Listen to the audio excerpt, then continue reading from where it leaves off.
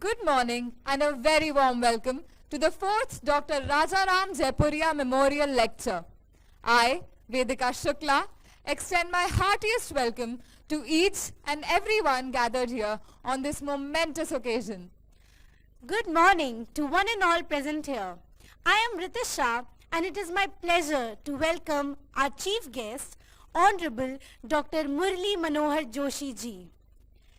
Dr. Joshi has been a towering figure in the field of social, educational and political landscape of the country for more than 5 decades. We are indeed privileged to have him with us to deliver the 4th Dr. Rajaram Jaipuria Memorial Lecture. Heartiest welcome also to Shri Shishir Jaipuria, the Jaipuria family and friends, members of the Jaipuria group of institutions, teachers, students and distinguished guests. Education is the foundation upon which the future of humanity is built. This wise thought by Dr. Rajaram Jaipuria resonates with us even today. Dr. Rajaram Jaipuria was a visionary educationist, industrialist and philanthropist who dedicated his life towards building a strong India. His enduring vision and legacy is celebrated each year through Dr. Rajaram Jaipuria Memorial Lecture. All lectures have been on the important themes pertaining to India's growth and emergence as a strong nation and a developed superpower. The theme of today's lecture, the 4th one in the series, is Building a Sustainable Future Through Education. To commence the lecture on an auspicious note, may we request the distinguished chief guest, Dr. Murali Manohar Joshi ji, Shri Shishir Jaipuria, Srimati Sunita Jaipuria, Shri Saket Jaipuria, Shri Yash Jaipuria and family members to light the ceremonial lamp.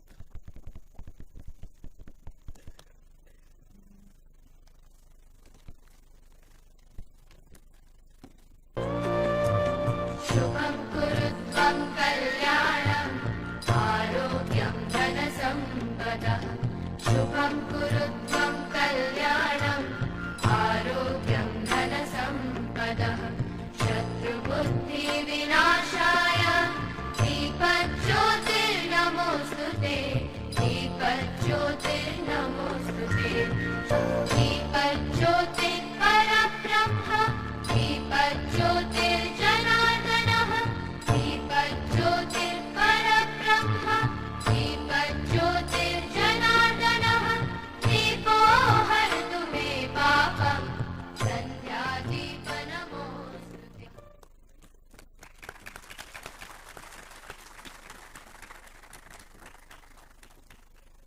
Now, may we request the students of St. Anandram Jaipuria School, Ghaziabad, to invoke the blessings of Goddess Saraswati with a melodious Saraswati Vandana.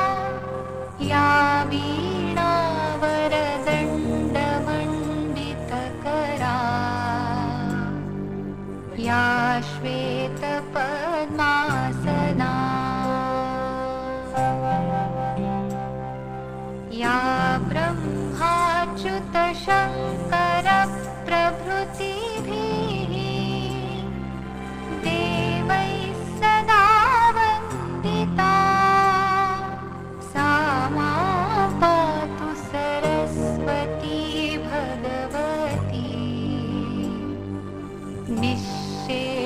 उजाड्या पहा.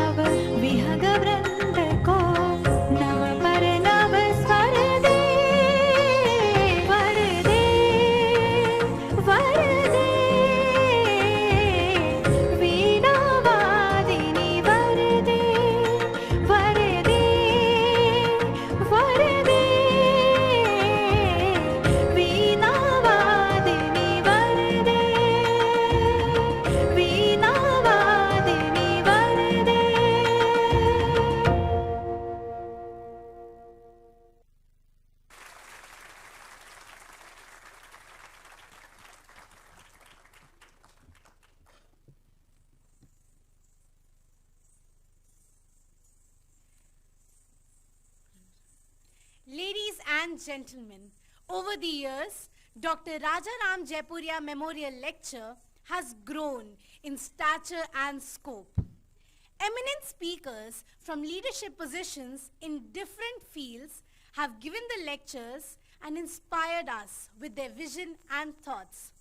To share glimpses from previous lectures and give you a brief profile of the Jaipuria group, may we request a special video to be played on the screen.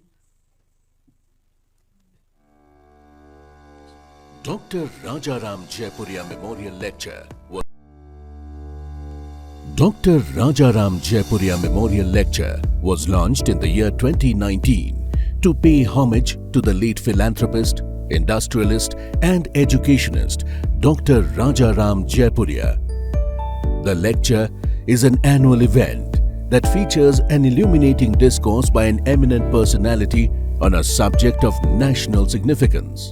The topic of each lecture represents the progressive vision of Dr. Rajaram Jaipuria. Born in 1934, Dr. Rajaram Jaipuria was an inspiring entrepreneur whose zeal for nation building manifested in different aspects of his professional and philanthropic life. He was a leader par excellence in managing industries like textiles, sugar, synthetic fiber and education.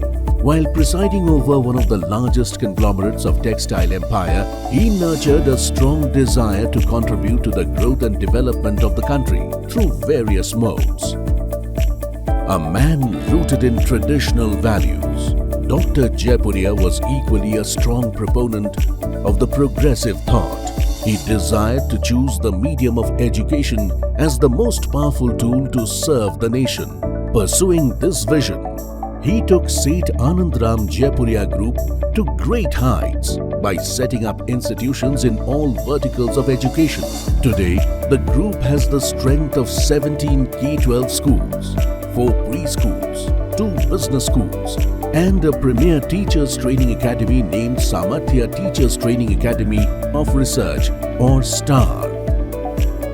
Dr. Rajaram Jaipuria also remained actively engaged in several philanthropic projects, which included establishing the Jaipuria Smriti Bhavans, affordable guest houses for pilgrims in the holy cities of Haridwar, Vrindavan and Chitrakoot. In the year 2000, he was instrumental in establishing Ram Darshan, a monument in Chitrakoot dedicated to the life and work of Lord Ram. A coffee table book on Ram Darshan was released in 2018 by the Honorable President Shri Ram Nath Kovind. To pay an illustrious tribute to the distinguished life of Dr. Rajaram Jaipuria and to honor his legacy, Dr. Rajaram Jaipuria Memorial Lecture was conceived by his son, Shri Shishir Jaipuria, in the year 2019. The first Dr. Rajaram Jaipuria Memorial Lecture, held on 30th April 2019, was delivered by Mr. Venkaiah Naidu, the former Vice President of India, in New Delhi, on the topic Education, Entrepreneurship and Ethics. My dear brothers and sisters, I am extremely happy to be here today this morning at this magnificent convention center named after Dr. Bhimrao Ambedkar to deliver the first Dr. Rajaram Jaipuria Memorial Lecture. I am therefore glad that the ideals and values which Dr. Rajaram Jaipuria ji upheld all his life have been carefully nurtured by his successors, by his son, grandchildren and other family members, and we all have assembled here to celebrate his idea of empowering the next generations through quality education. The second lecture, held in virtual mode on December 5, 2020, was delivered by Mr. Nitin Gadkari, Minister for Road Transport and Highways, Minister of Shipping and the MSME Government of India. Its topic was very appropriate for the country that was overcoming the pandemic, role of leadership in turbulent times. Doctor Rajaram Jaipuria ji के स्मृति में मैं अभिवादन करता हूं, जिन्होंने अपने जीवन में एक विजन के साथ उद्योग क्षेत्र में तो अच्छा काम किया ही, पर स्वाभाविक रूप से उन्होंने शिक्षा के क्षेत्र में भी बहुत बड़ा योगदान दिया है. The third lecture was delivered virtually by Swami Swarupananda, the global head of Chinmaya Mission, on March 5, 2022, and it provided significant insights on the topic Building a Strong and Resilient India through Visionary Leadership. This potential, as the Gita says, is in each one of us. If we are ready to discover that infinite potential in each one of us that is given in our books of knowledge, in our scriptures, and the method of developing our mind to be receptive to great discoveries and to be dynamic, to be able to perform in this world, that we bring about productivity.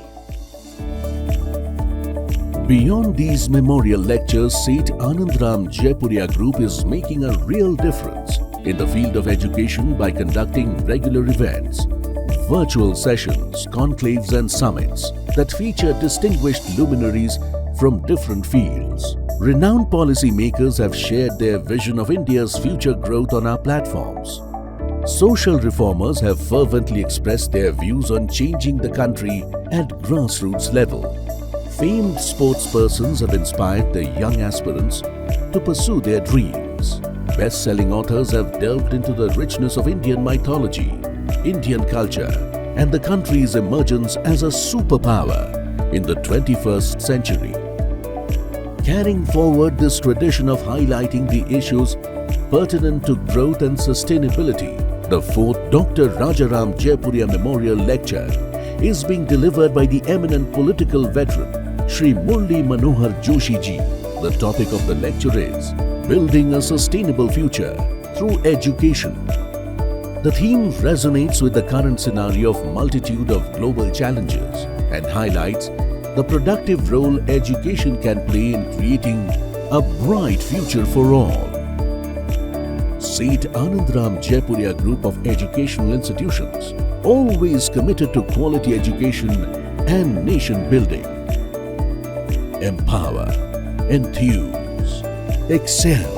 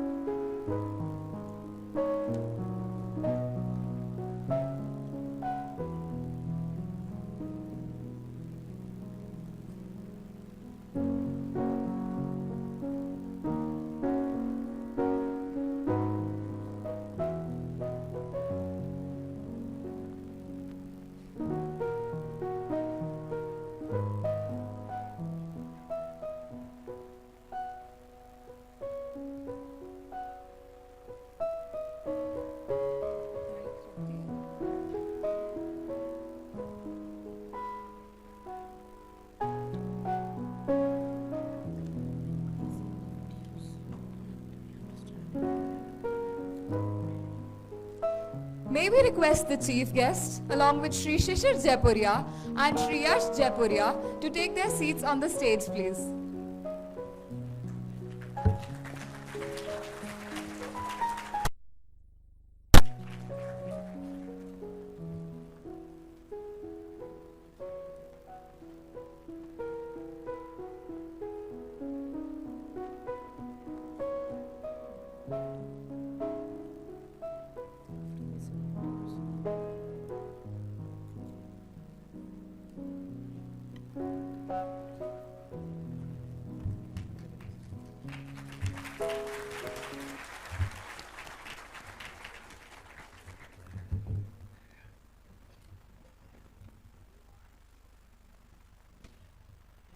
May I now request Shri Shishir Jaipuria to deliver the welcome address.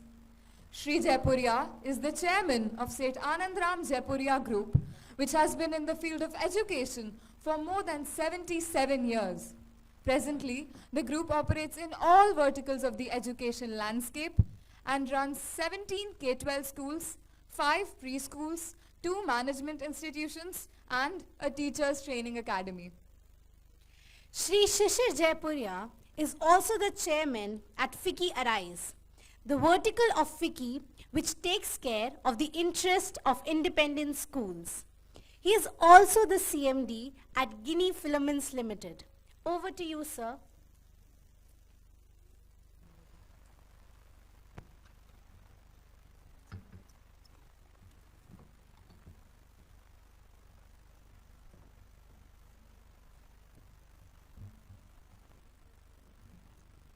परम आदरणीय doctor Murli Manohar Joshi ji, आज के समारोह के मुख्य अतिथि, सभी माननीय उपस्थित अतिथिगण, जयपुरिया समूह से जुड़े हुए सभी लोग, शिक्षक एवं समस्त छात्रगण और मीडिया के सदस्य,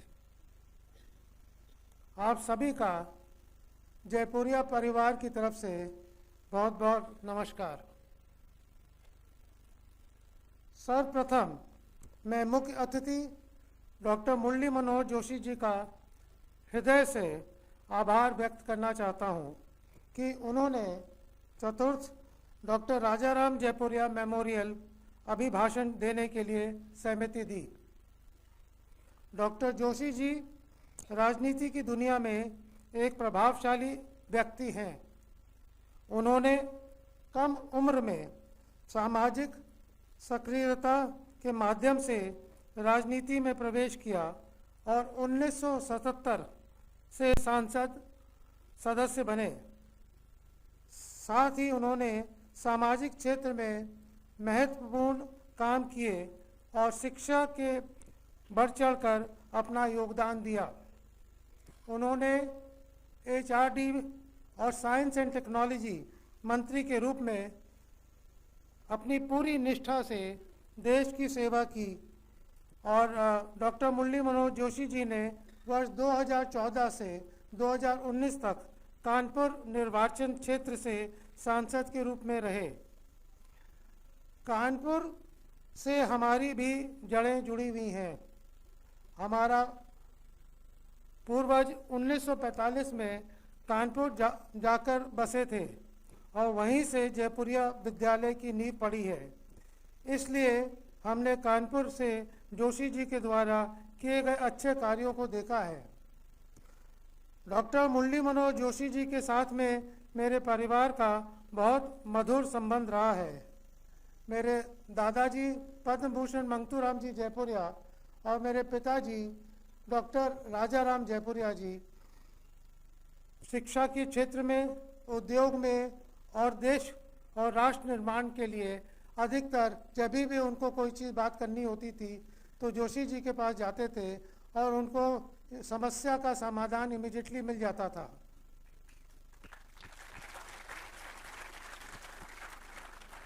मैं व्यक्तिगत रूप से डॉक्टर जोशी जी का बहुत सम्मान करता हूं। हाल ही में जब मैं उनके पास समारोह के आमंत्रण के लिए गया तो उन्होंने इस निमंत्रण को सहर्ष स्वीकार किया और सहमति प्रदान की। Ladies and gentlemen, Dr. Joshi has been an ardent advocate of sublime Indian values and ancient scientific knowledge. He has been a protagonist of the holistic view of science and philosophy and has delivered lectures at several international forums and conferences.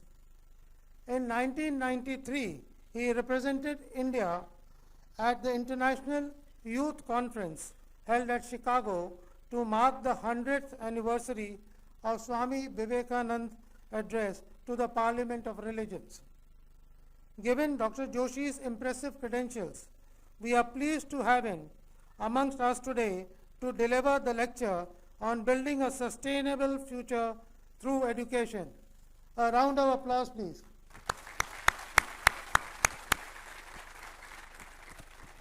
Friends, we believe that it is an extremely important subject in the context of several social, cultural, geopolitical, and environmental challenges the world is today grappling with. Since times immemorial, education has been a catalyst for the rise of great civilizations. The ancient Egyptians reached the pinnacle of architectural brilliance by mastering the knowledge of geometry, mathematics, and astronomy. The Greek civilization witnessed a zenith of philosophical, artistic, and scientific achievements that formed the legacy, unparalleled influence on the Western civilization. India, which is among the oldest surviving civilizations in human history, surpassed all the others with a treasure trove of spiritual knowledge and wisdom immortalized in the texts of the Vedas, the Upanishads, the Puranas, the epic of Mahabharata, the Ramayana, and the Gita. Great thinkers like Panini, Pingala, Patanjali, Shustrata, Bhaskara, and among the pioneers who made a seminal contribution to the global repository of knowledge. India was home to eminent universities like the Nalanda, Takshila, Vikramshila, and Vallabhi. Our great nation was truly a Vishwaguru to the world. The rise of the Western civilization was founded on the underpinning of scientific knowledge, which manifested in the Industrial Revolution and later into the Digital Revolution. It has engendered the information age and the age of artificial intelligence. Today, education is reaching an interesting inflection point. The world is increasingly recognizing the need to look beyond the knowledge and to inculcate among the learners a set of values, skills, attitudes, and self-awareness. My father, Dr. Rajaram Jaipuria, in whose memory this lecture is conceived, believed that education should blend the modern knowledge and the ancient wisdom seamlessly. He was a visionary educationist, industrialist, and a national builder. While he established institutions delivering world-class education in prominent cities of North India, he also made a conscious endeavor to preserve and promote Sanskrit language and Vedic philosophy. My father was instrumental in setting up institutions offering education up to Acharya level under the aegis of the trust, Bharatiya Chaturdham Ved Bhavan Nyas, at 5 religious places, namely Badrinath Rudraprayag, Prayagraj, Puri, Dwarka, and Rameshwaram. His vision to provide holistic learning by embedding our culture, ethos, traditions, and ancient wisdom into today's pedagogy finds echo in the vision of the National Education Policy 2020, which aims to instill among learners a deep-rooted pride being Indian and shape progressive mindsets for global sustainability. Friends, today 3 fundamental trends are being witnessed that will shape the future of education. Firstly, there is a rising demand for global problem solvers. This is due to the fact that the world is witnessing a new set of global, societal, and environmental changes. These challenges are enshrined in the United Nations Sustainable Development Goals. Secondly, as technology advances and creates disruptions in industry and academia, students will need to be equipped with high demand skills and the future of jobs. And lastly, lifetime learning is no longer a choice. It is becoming imperative for anyone who wants to thrive in the face of increasing lifespans and industrial challenges. Progressive educational institutions like ours are taking the lead in defining the new paradigm. We adopt a multidisciplinary and transdisciplinary approach to teaching and learning. New age practices like socio-emotional learning, project-based learning, outcome-based learning, and computational thinking are central to today's pedagogy. Beyond academic excellence, educators today are focusing on building in learners the 21st century skills such as problem solving, collaborating, critical thinking, communications, creativity, innovation, and global citizenship, along with soft skills like empathy, compassion, and self-awareness. Educators and teachers are evolving from being gatekeepers of knowledge to choreographers of learning. They are emerging as facilitators, as enablers in guiding students shape their desired learning experience and journey. The big question before everyone is, will the new age education be potent enough to sufficiently address the global challenges and create a sustainable future? How will education be the agent of positive change in a world marked with social, economic, industrial, and economic challenges? And lastly, how do we go about creating an equitable world through education, a world of gender equity, decent work, innovation, good health, responsible production, positive climate change, peace and justice? We look forward to arriving to some of the answers to these questions in today's memorial lecture by our eminent chief guest. I believe that all the 17 SDGs education is perhaps the only one that will have an all-pervasive positive influence on other sustainable goals.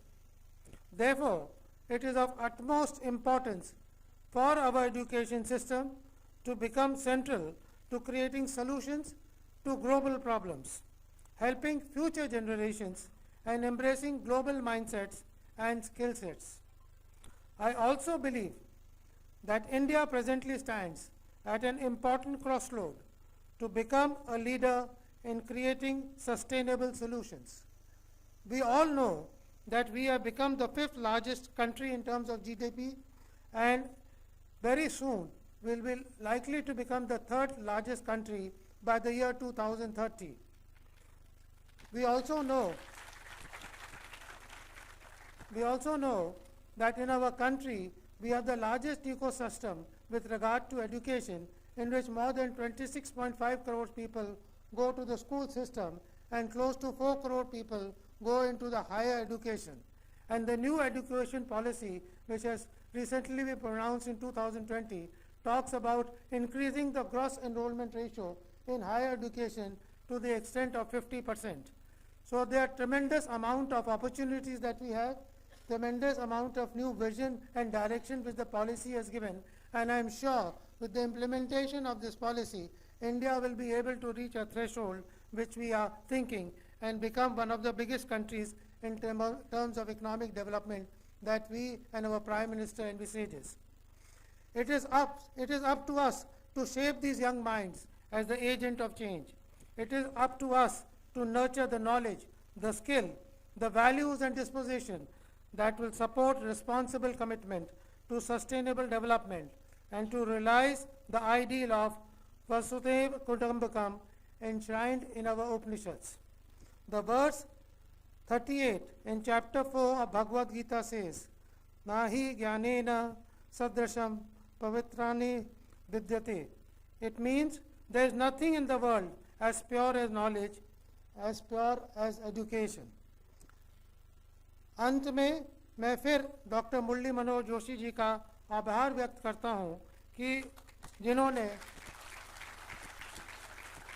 चतुर्थ doctor Rajaram Jaipuria memorial lecture के लिए समय निकाला। मुझे आशा है कि उनके संबोधन से हमें सब लोगों को कुछ सीखने को मिलेगा। डॉक्टर जोशी जैसे विद्वान व्यक्तित्व के विचार और विजन भारत के विश्व गुरु बनाने के लिए बहुत महत्वपूर्ण होंगे। धन्यवाद।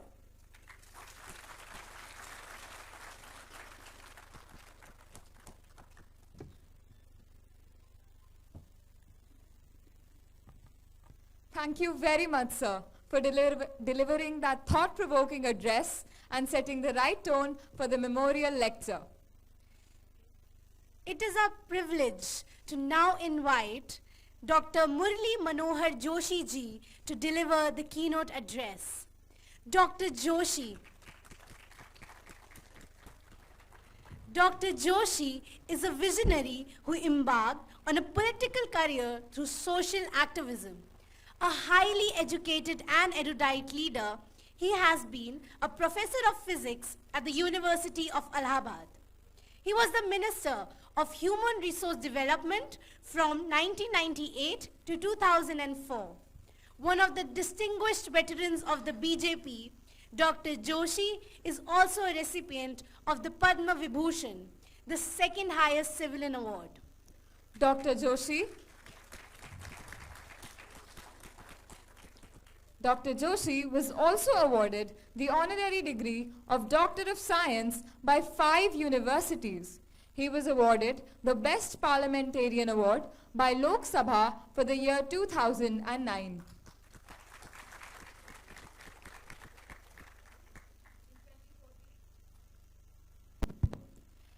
In 2014, Dr. Joshi received Russia's highest civilian award, Order of Friendship.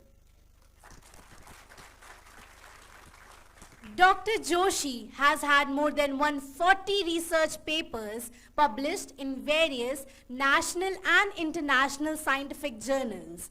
More than a dozen students have worked with him for their Doctor of Science and PhD degrees. Ladies and gentlemen, please give a huge round of applause for Dr. Joshi.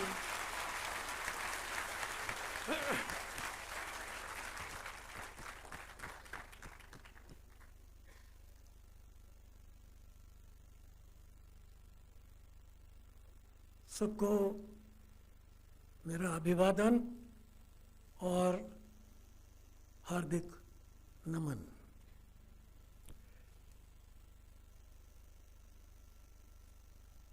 Shri शिशिर जयपुरिया जी और उनके परिवार तथा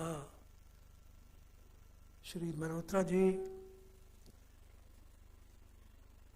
और उनकी संस्थाओं के सभी प्रमुख टीम लीडर्स और प्रिय छात्र और छात्राओं, सामान्य तौर पर मैं हिंदी में ही बोला करता, लेकिन जो विषय इन्होंने रखा उसको, उसकी शब्दावली को अभी हिंदी में उस स्तर पर अनुदित नहीं किया गया है। इसलिए बोलचाल में या सामान्य भाषण में तो उसका उपयोग किया जा सकता है, लेकिन जब इन्होंने बताया कि इस कार्यक्रम में केवल छात्र और छात्राएं नहीं होंगे बल्कि बहुत से बुद्धिजीवी, उद्योगपति और शायद ये कार्यक्रम आप अन्य संस्थाओं को शायद जूम के माध्यम से देते हैं, तो फिर मुझे कुछ अपनी पुरानी इस शैली में बदल करने की आवश्यकता महसूस हुई है। तो इसलिए अब मैं भाषण का लिखित अंश सामने रखना चाहता हूँ, पर इससे पहले मैं ये बता दूं कि जब श्री शिशिर जी मेरे पास आए थे तो मैं कोई अच्छे स्वास्थ्य की हालत में नहीं था, इसलिए मैं जो शुरू कर रहा हूँ उसमें उसका भी थोड़ा सा उल्लेख करना चाहूँगा।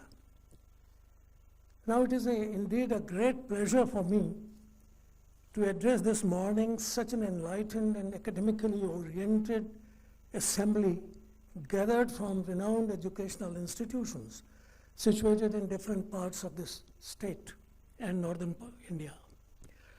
Initially, I was quite hesitant to accept this invitation due to my health.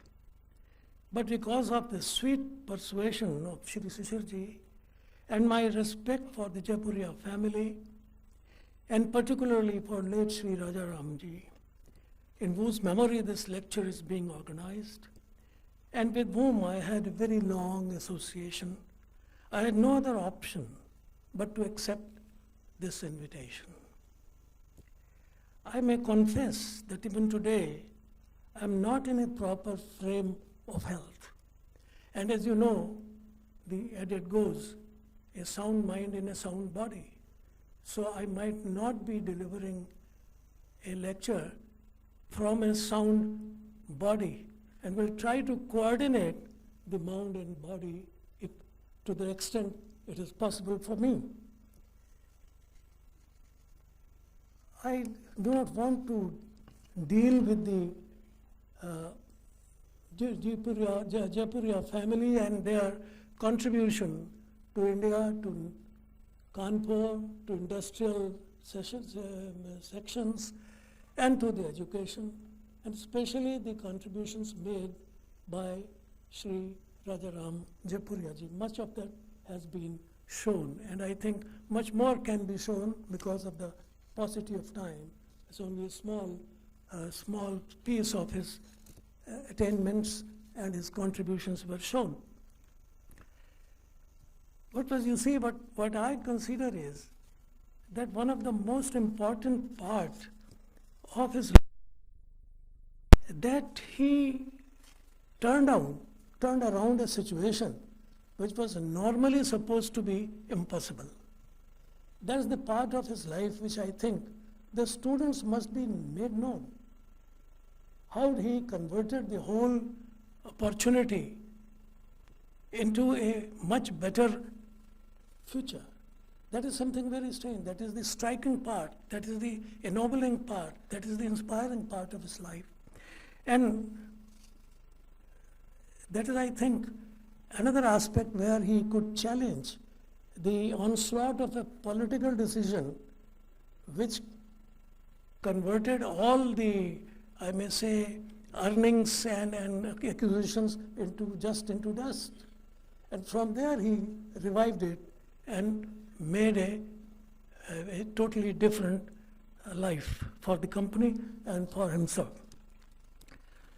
Dr. Rajaram Jaipuria's interest in education, social welfare and philanthropy activities were phenomenal, and the most profound guiding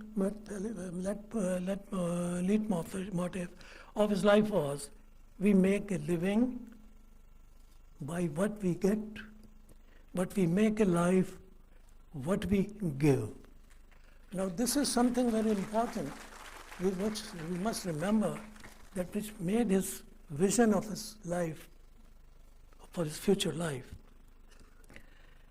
And he was a spiritual person, and he had great interest in promoting the cultural, spiritual, and religious values of this country. And as you have seen, the foundation of a Ram temple in Chitrakoot. As a matter of fact, it was Sri Nanaji Deshmukh who introduced me to Sri Jaipuria and the other members of the family. So that way, I have a very long association with Sri Jaipuria and his lifelong ambition to create a new India based on Indian values. And I am happy that the entire Jaipuria family has ardently espoused the vision of upholding India's rich cultural heritage, while at the same time embracing the modern in all its good aspects. It's a combination of the ancient and the modern. I am glad to note that the 77-year-old legacy is now being carried forward under the able leadership of Shri Shishir Jaipuria. Shri Rajaram Jaipuria ji, as you have known, was a great entrepreneur, and he encountered numerous adverse situations, and he very successfully feathered all those storms. I pay homage to that great Karmyogi, Dr. Rajaram Jaipuria. Now I have been asked to speak on building a sustainable future through education. Now there are three words in it, key words: education, sustainability, and future. So I would try to dissect my ideas in three parts. Now the aim of education is twofold: collective and individual. At the collective level, the aim is to make an individual into a good citizen. that is a person with harmonious relationship with other members of the community, a person useful to the society, and the one who fulfills his obligations as a citizen. And I'm talking not only in context of India, but I'm talking in a global context. That is how a citizen should be perceived from the standpoint of education. At the individual level, a person or a student expects an educational institution or educational system to help him develop a strong and healthy body, build his character, attain self-mastery, and supply him with opportunities to discover and realize his natural abilities. One of the most important aspects of education, which we are nowadays completely forgetting, is the harmony between body and mind, and later on also the spirit. But both expectations are justified, but it is necessary to understand the relationship between the individual and the society, and that the aspiration of the need to be mutually harmonized, the aspiration of an individual and the aspirations of the society, the aspirations of a country, the aspirations of the world. So you have to harmonize. So the education must lead to such a situation where this harmonious relationship is maintained, or rather it is also furthered. The human mind tends to emphasize on one or the other, and the current domination thought is that individual interest must be subordinated to the societal interests. Now this is something very peculiar, that you are trying to subjugate an individual to the societal. You want to create an individual not for his own personal feelings or his moorings, but from the point of view of society. But you are saying so many intellectual persons are needed in this section. We want so many electronic engineers. We want so many climate engineers. We want so many skilled computer trainers. So what you are trying to do is subjugating the personal instinct, the personal qualities, the personal, what you can say, the direction in which an individual wanted to grow to the societal needs. You say, no, India should produce so many computer engineers, so many chemical engineers, so many business accountants, or so many business managers. So this is how you are trying to shape the society. That is something important which has changed. I think that we have to consider this point very seriously. And India has done it, I think, in the very dawn of its civilization, how to solve this problem. Since the very dawn of human civilization, the Indian mind had reflected on the nature of the universe and every constituent of the physical world around us, and also their interrelationship, and had discovered the fundamental unity of entire cosmic phenomena. This was perhaps the first enunciation of the holistic nature of the universe. In this approach, the human persona is not only a body, but it is a continuum of perpetually and mutually interacting body, intellect, mind, and spirit. I'm not using the word soul because people in other parts of the world, they do not understand the real meaning of the soul. They use the word spirit. But in India, in Indian jargon, we use the word Atma. Holism, therefore, tells us that all objects and events in the physical world are interdependent and inseparable parts of the cosmic whole. This is the most fundamental principle of our understanding of universe. How to interpret it? The Western mind has understood it as a machine. Their understanding is universe as a machine, the mechanistic model of universe. But what we say is not mechanistic, but it is holistic.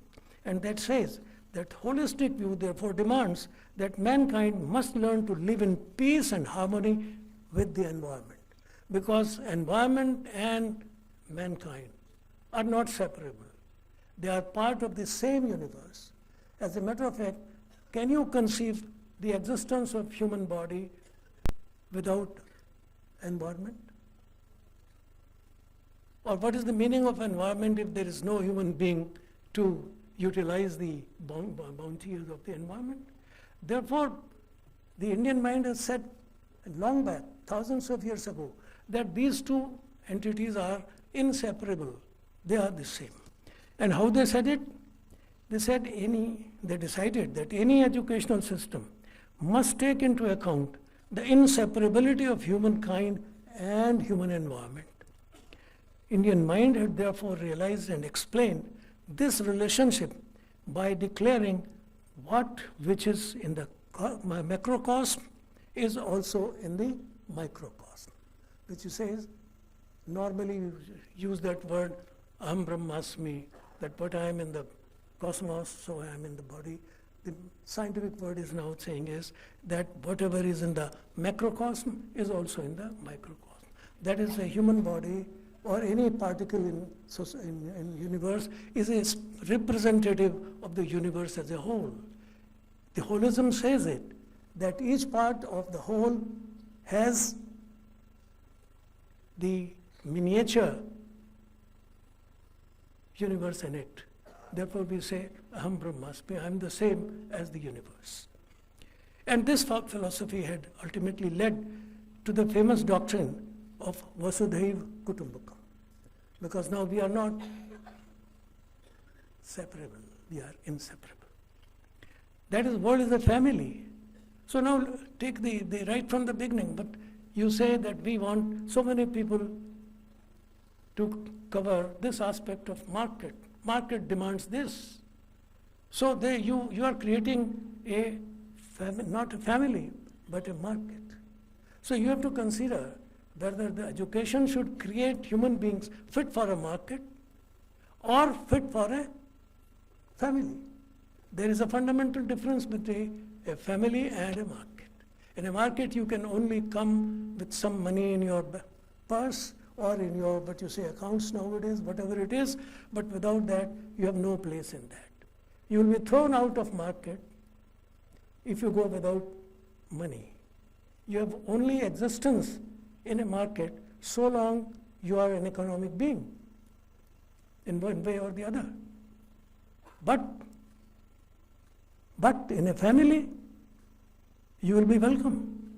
A market will not welcome you. A hotel will not welcome you without money. But a family will welcome you. You reach a family even at midnight and knock the door. Some person would say, ask you. First they will say, Aiye, please, who are you? Kahan se aa rahe ho? Baitho. He will not say, have you money in your pocket or not? I have not seen Indian families. There may be families in the other parts of the world. But in India, a family would first ask, kahan se aaye ho? Kya मामला है? क्यों आए हो इस रात? भाई मुझे कुछ चाहिए, पानी चाहिए, ये चाहिए, रास्ता भूल गया हूँ. Something like that. But you will not throw him out. But in a hotel, he will be thrown out immediately. There's a kuch hai. This is the fundamental difference between, you see. So the world is a family and is not a market. You start from the very beginning. So you have to see education for what? For creating world as a family or world as a market. So this is, I think, an important point which educationists in India should keep in mind. For whom are you educating and for what? So now world is a family, and we also realize that the relationship between an individual, that is the microcosm, and his environmental, both societal and natural, are symbiotic and organic. You can't say that the relationship between an individual and the rest of society is economic. It is functional. No, it is emotional. To an extent, I will go one step forward, it is spiritual. India has recognized the spiritual relationship between human being and all environment, whether it is animal environment or whether it is a plant environment, or when we should call it the inert environment and the cosmos. They say no, we are part of the same family, of the same system. You cannot separate one from the other. So if the educational system does not produce a mind like that, I think it's going to something in a direction which does not suit the Indian experience of human civilization. And I would say that I may give you some very interesting aspect of education. How we should think about developing human mind. And for that I will quote Bertrand Russell. He pointed out that the physical universe is continuously expanding according to the astronomers. ये जानते हैं हमारे पुराने शिष्य what the astronomers are telling us about the expanding universe. Everything that is near us is moving away, and the farther it is, the speedier it is. The universe is moving, everything is moving, and the farther you are, the greater is the speed. Something very interesting. So everything that is near us is moving away, and remoter things are receding even farther. So we have to stretch our imagination both in space and in time to an extent unknown before. The expanding universe. We are part of the universe. You see, I started from that we are part of the universe, or rather we are the universe itself. And then the science tells us that the universe is expanding with great speed. I don't know how much speed. But still it says, I don't discuss about this Milky Way and others, but the distance of each of these galaxies and others is so vast that it takes about 2 million years for light to traverse. And it is still expanding and expanding. The sun, our sun, luminous sun, weighs about 2 billion tons. And the Milky Way weighs about 160,000 million times as much as the sun. This is what you can observe. Milky Way you can observe.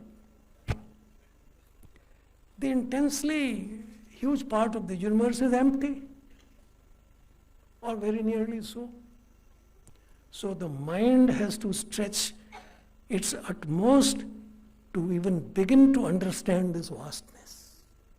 You are living you are part of a universe which is so vast, which is not between you and me, which is not just a family, which is not just a business, which is not a company, but it is something huge of which you are a part.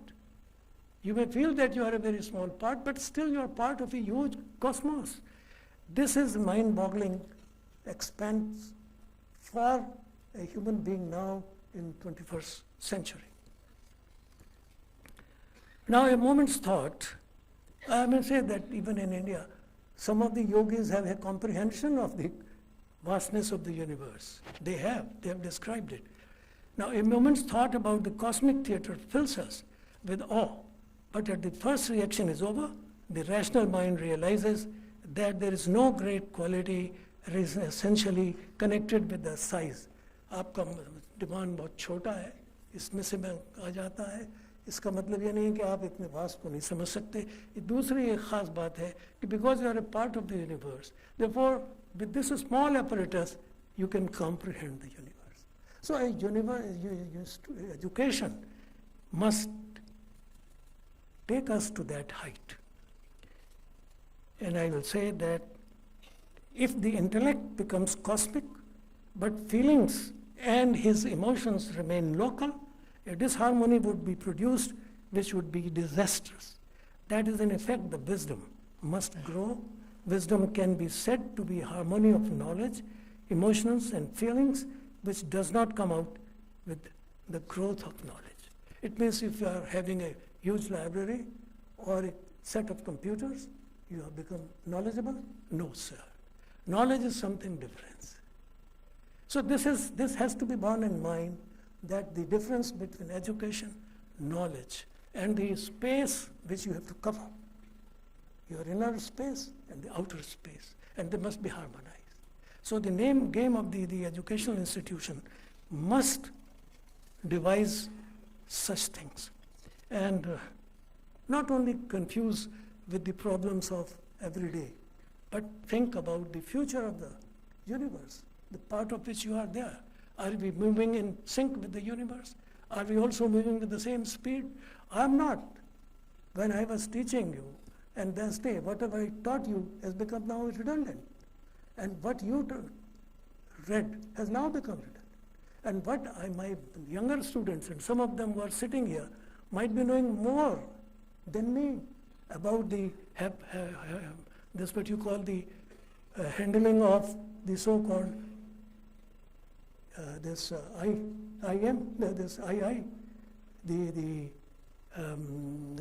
this new technology. They handle it very fast. Sometimes I find a kid 2-3 years ago also handles a computer-like device without difficulty. When Mr. Deepak was student, this was not known. Now, what his children are knowing, he will not be knowing. And what now their children will be knowing will be completely something different for me. For them, I am become a old foggy. Oh, you can't handle it.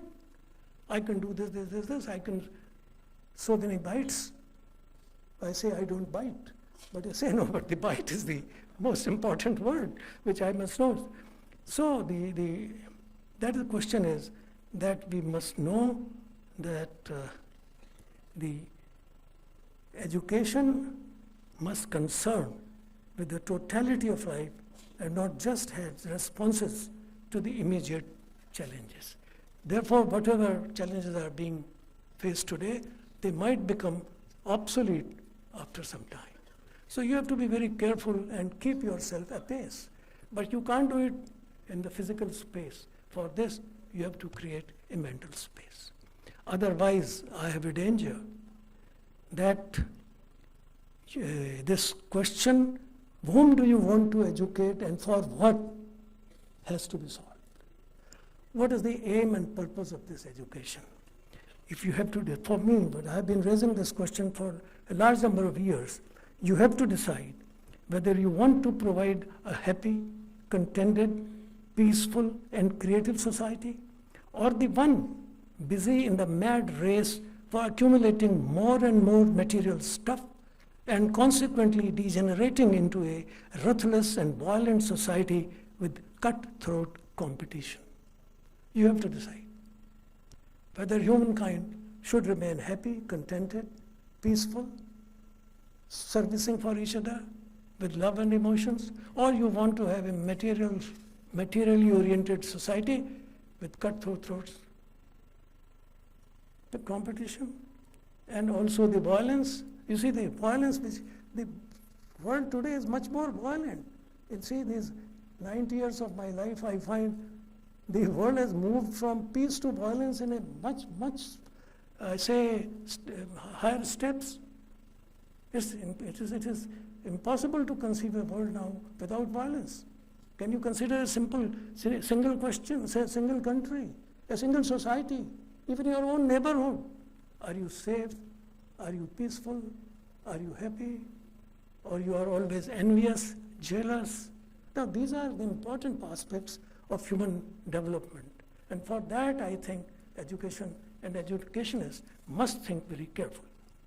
It's all about education. Now, something about sustainability. I don't know how much time is there. Anyway, but I must know something to my house. I will skip those portions which I can easily skip. Now, what is sustainability? Sustainability, the dictionary meaning is simple. It says to keep in existence, to maintain oneself, to prolong your life or prolong whatever you are, to keep someone from falling or sinking, or support the vitality and his strength, and so on. So when you say about sustainable future, you are apprehensive about your future. That is the first big question which arises to my mind. Why are you sustainable? But there is something wrong with the present.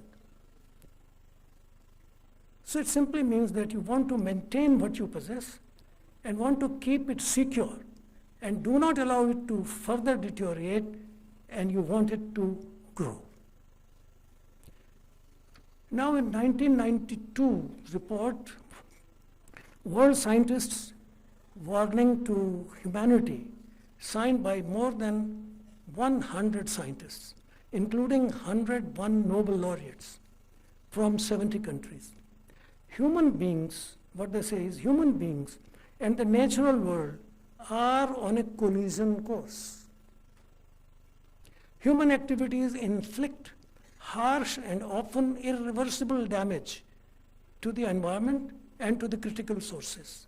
If not checked, many of our current practices put at the serious risk the future that we wish for the human society and the plant and the animal kingdoms, and may also alter the living world that it will be unable to sustain life in the manner we know it. Fundamental changes are urgent if we are to avoid the collision of our present course will bring about. The warning was supported by, in 2001, by World Bank and other institutions, and what they said was that at an alarming rate of environmental degradation has occurred, and in some cases it is accelerating. Across the development world, environment problems are imposing severe human, economic, and social costs, and threatening the foundation upon which the growth and ultimately the survival depends.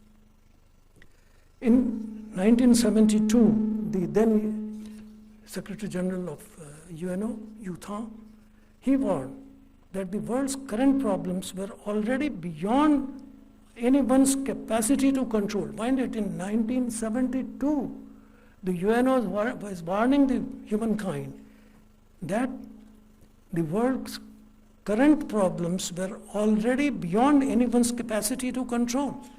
Or was he premature?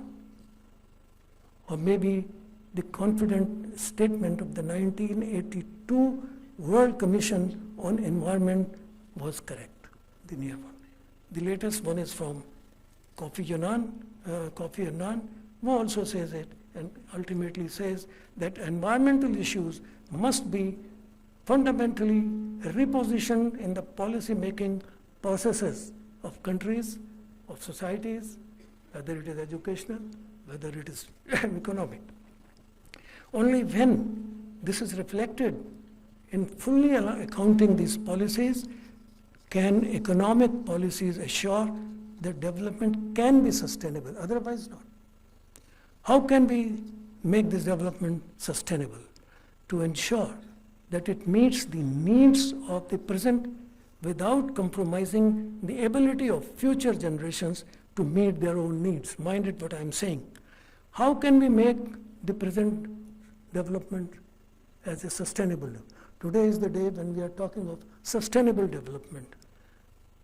How can we attain it? I say, how can the development be sustainable and to ensure that it meets the needs of the present without compromising with the needs of the future. That is, यार हम खुद खा जाएं और बच्चों के लिए कुछ ना हो. That is not allowed. That is not sustainable development. That is destruction total. So these are the questions which are for sustainability. How can these questions be answered? Yet it is important that everyone develop well-considered answers to the questions above. I don't know whether people have tried to find out the solutions or not. But the problem to my mind arises because we do not recognize the fundamental principle that it is impossible to have finite growth on a limited planet. You cannot have a finite growth in a limited. Therefore, you have to redesign your concept of growth. What is the meaning of growth? How much growth? And for what? And in what manner? I will not deal with that aspect because that takes a little more time, but I keep it for you the question to be decided by the educational institutions, by the technical institutions, by the political institutions. If there is no will in the political systems all around the world, the international political system has failed. They have not been able to provide us the what you call a sustainable environment. The dangers of environmental holocaust is increasing every day. So how do you meet that? What type of education, what type of sustainable development? The only answer is that you must keep in mind that you cannot grow beyond the limits of the planet. The planet has a limit. Therefore, the concept of development, to my mind, should be changed from development to consumption. Rather talking about sustainable development, we should talk about sustainable consumption. That is a consumption which can be provided to the largest number of human beings, not only human beings, but also to the environment also. India, we had been trying right from the ages. लोग उसे कहते हैं आप क्या वो कर रहे हैं अंधविश्वास कि आप पेड़ को पानी दे रहे हैं. No, we know it that we have to replenish the planet because if the fauna dies and flora dies, the human cannot exist. Can you survive without a cow or a buffalo or something which gives you fruits? You can't. You have to have a company, as a family. They are all part of your family. And if you can say only we will stay and you will not, let the trees be cut, let the this what you call this animal kingdom may be cut. We can eat all of them. There is no difficulty for us. But will you survive? So you have to keep the sustainability not in the way in which the Western countries have decided, are forcing upon us. You must develop like this. How? How can we? Today, India is one of the largest populated country. In 5 years or 10 years' time, it may have, and it will add few million more. Now, how to provide food? You may say you are developing, but what about the food? Somebody has to provide. Somebody has to provide the other nourishments. So how to do it? And your land is limited, and you are expanding. Well, you are growing, but can that growth be sustained? That is the point. Therefore, the concept which I have been propagating for last at least 30 years, that we must shift our whole understanding of universe and human existence from unnatural development to sustainable consumption. Unless there is a match within them, that the sustainability of the consumption and the sustainability of the development, they go hand in hand. If you can create such a society, that will be a sustainable society. So we must think about this. That I think is something. I know. So now, last word, and that is about the future. I am only quoting one paragraph from the lecture of Dr. Anil Kakotkar. He was one of India's greatest atomic scientists. And the question was that we are talking of India becoming developed, super developed, more developed, and ultimately in the category of the developed countries, or maybe the highest developed country. We are talking every day. It's nothing wrong about talking and having all the different understandings of human society and nature. It is not. But now he says, now for a practical point of view, when you say that you are a very developed country, then he says, Kakotkar says, I am not saying anything but in this last page I am saying is not from me. I am quoting verbatim from his lecture. To me, you want to see India as a developed country. I would say a single line definition. The standard of living of Indians should be comparable with the best in the world. Then I would say India is developed. It is as simple as that. That would mean not India becoming the topmost economy, but that would mean that per capita income should be comparable with the best in the world. Then he says there is a huge difference between the two, having per capita income and having a large income. Now, I don't discuss about that part of his lecture. Now he says, if you look at the correlation between the per capita income and the huge the national income, then you say there is a huge difference between the two. Leave that aside.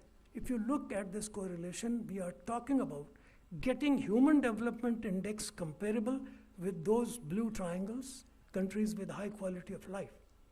Let us look at the minimum or threshold to reach there in total energy terms, because for development you need energy. The only most important part is in whatsoever way, whether it is solar, whether it is wind, whether it is electrical, whether it is nuclear, or whether it is now the that what you call the hydrogen, whatever it is.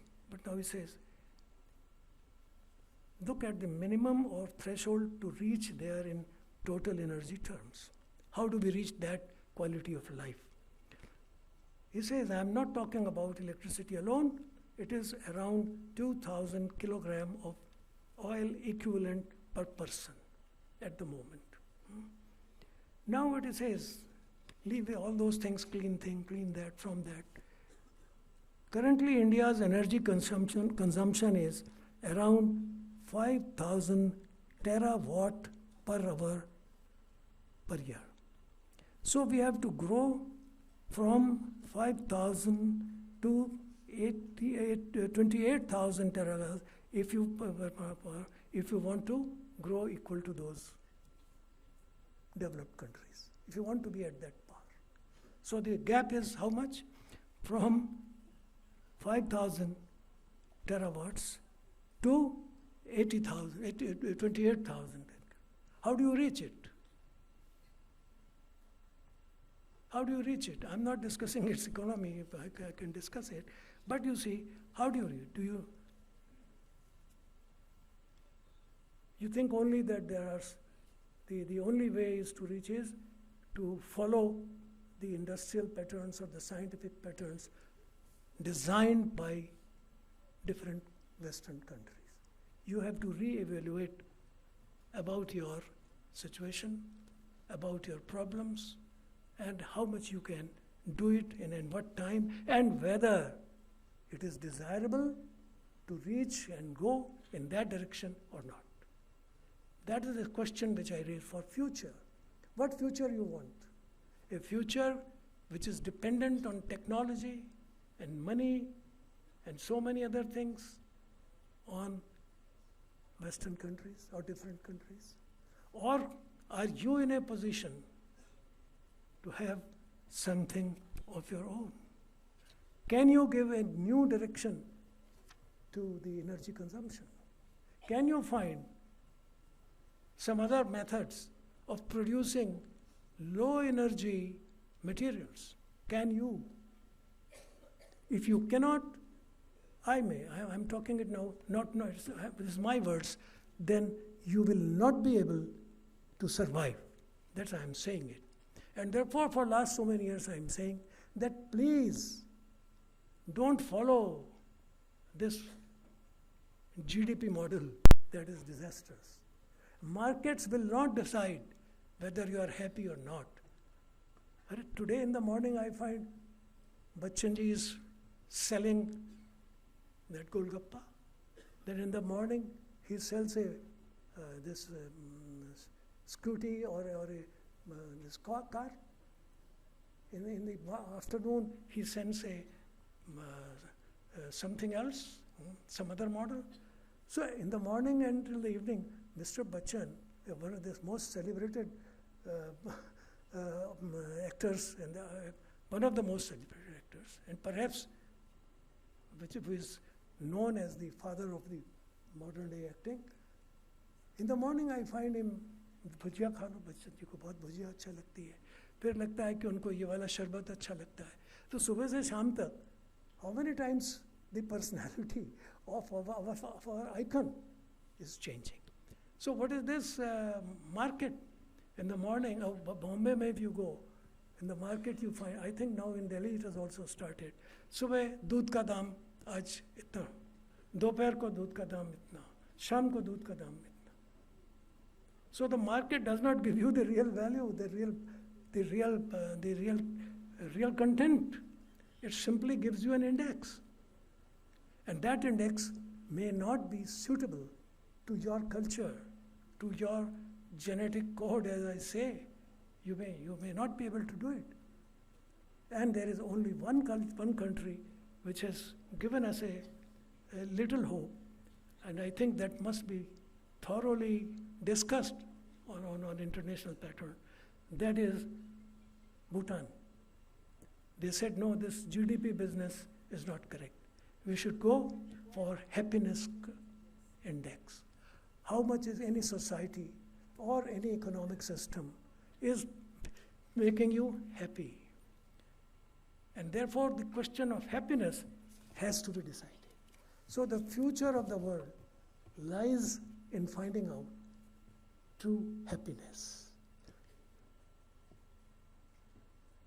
All these other calculations, computations may lead you to some more accumulation of that material stuff, but it may not lead you to a happy, progressive, serving, emotionally attached human society. And that's all is in the education must concern all these situations. Thank you very much.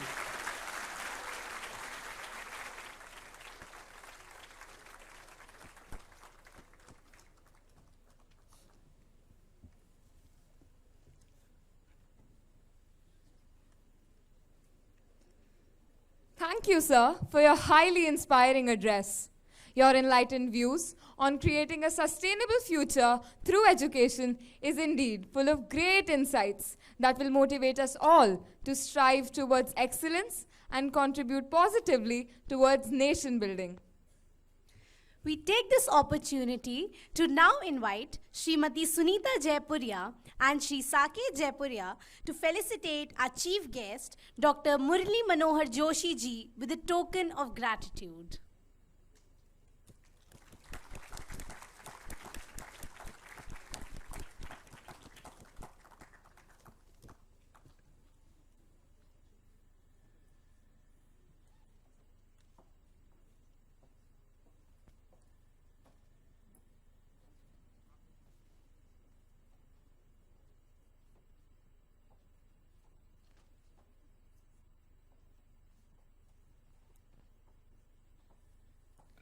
Dr. Joshi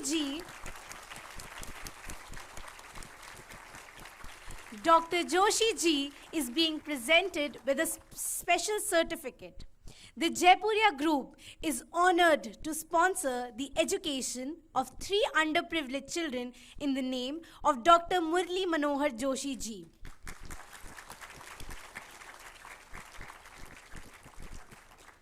As a philanthropic gesture, Jaipuria Group of Educational Institutions takes regular initiatives to support the education of underprivileged children.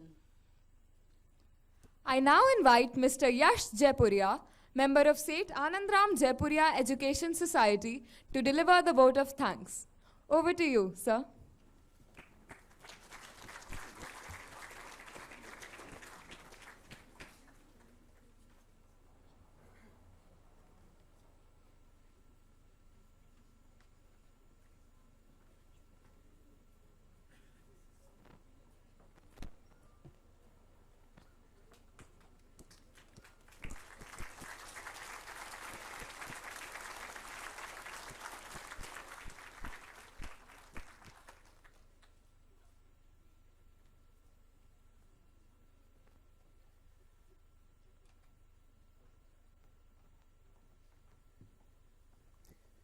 Good afternoon, everyone.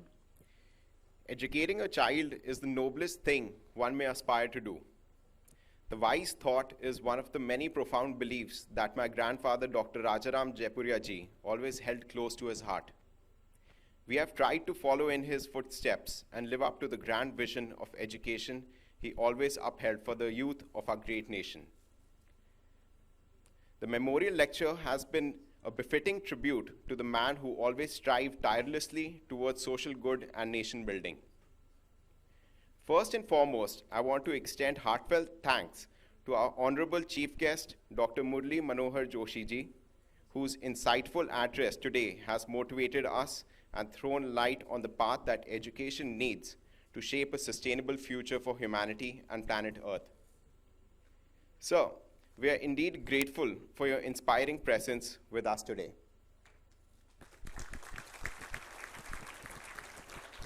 My sincere thanks to my father, Shri Shishir Jaipuria ji, for being the formidable torchbearer of a 77-year-old legacy of Seth Anandraan Jaipuria Group of Educational Institutions. Your visionary leadership and your progressive thought is transforming lives and empowering young minds with quality education on par with global standards.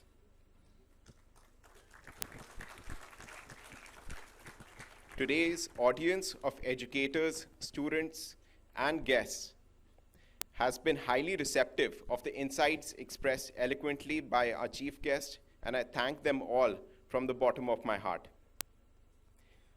Special thanks to the two anchors who have steered the proceedings of the lecture with admirable confidence and ease. I thank the members of the media present to disseminate the knowledge shared today. To each and every one present here, I want to express gratitude for their support in keeping alive the memory, the legacy, and the noble dream of the man who exemplified excellence in all manners of action, Dr. Rajaram Jaipuria. Thank you, everyone, and God bless. Jai Hind.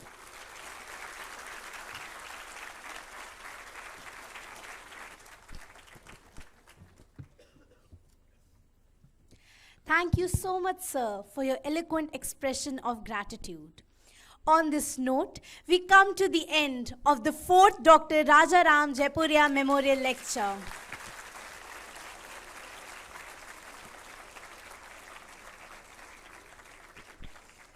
We request everyone to kindly rise for the national anthem.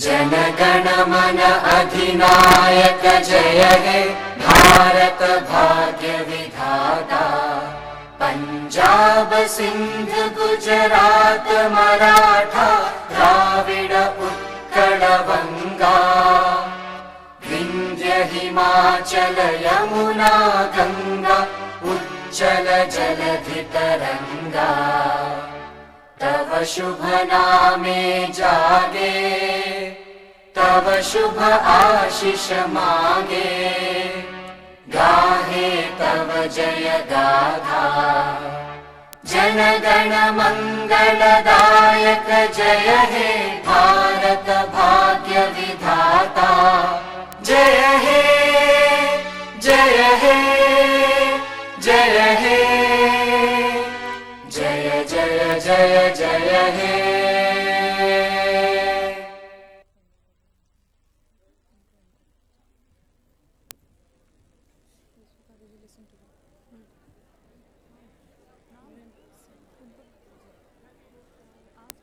Ladies and gentlemen, we are sure that the 4th Dr. Rajaram Jaipuria Memorial Lecture was an edifying experience with many learning takeaways for everyone here. Thank you, all the distinguished guests, teachers, students, and media members. Thank you very much for your presence. Have a great day ahead. We request everyone to kindly be seated.